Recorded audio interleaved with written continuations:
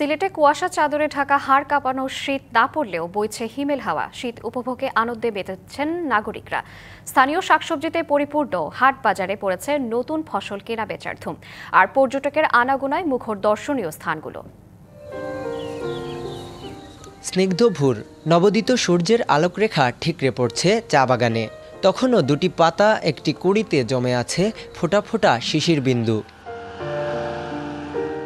সিলেটের শীতের সকাল মানেই যেন প্রকৃতির অপরূপ রূপসুধা, আর ধোঁয়াটা চায়ের কাপে চুমুক। চা বাগানে শীতের এ আমেজ ধরা দেয় অকৃত্রিম স্নিগ্ধতা নিয়ে। এমন পরিবেশে শান্তির নিঃশ্বাস নিতে সাত সকালেই আসেন অনেকে। শীতের হাওয়াটা, শিশিরের এই যে সকালবেলাটা, ফজরের নামাজ পড়ে খুব একটা ভালো লাগে আর কি। মৃদু হালকা শীত এবং সকালে সিলেটের চা খেয়ে মনোমুগ্ধ করে। সিলেটে শীতের জৌলুস এখনও হাড়ে কাঁপন ধরায়নি, তবে রাতের শেষাংশ থেকে ভোর অবধি ঠান্ডা অনুভূত হচ্ছে বেশ ভালোভাবেই।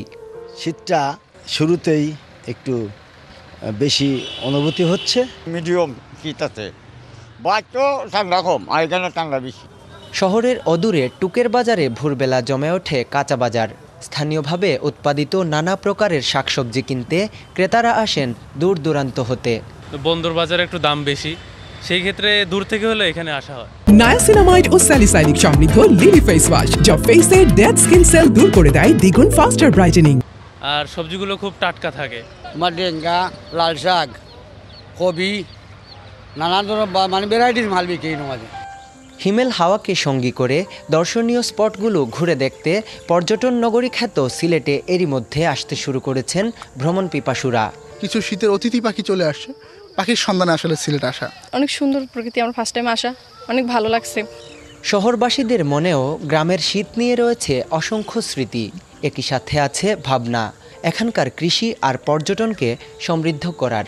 পিঠাপুলির উৎসব, আর শীতের সময় যেটা মৌ মৌ আমেজ থাকে, আমি বলবো এটা সিলেটবাসীরা খুব এনজয় করে। গ্রামের শীত, এই যে ক্ষেতের ফসল উঠছে, তারপর সবজি টবজি উঠছে, খেতে গিয়ে আমরা সবজি তুলতাম।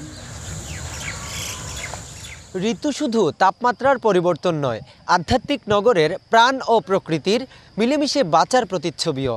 তাই তো শীতের সকালের শিশির, বাজারের কোলাহল কিংবা মানুষের গল্প সবই বলছে সিলেটে জীবনের ছন্দ অটুট। Tawhidur Rahman Shah, DBC news, Sylhet.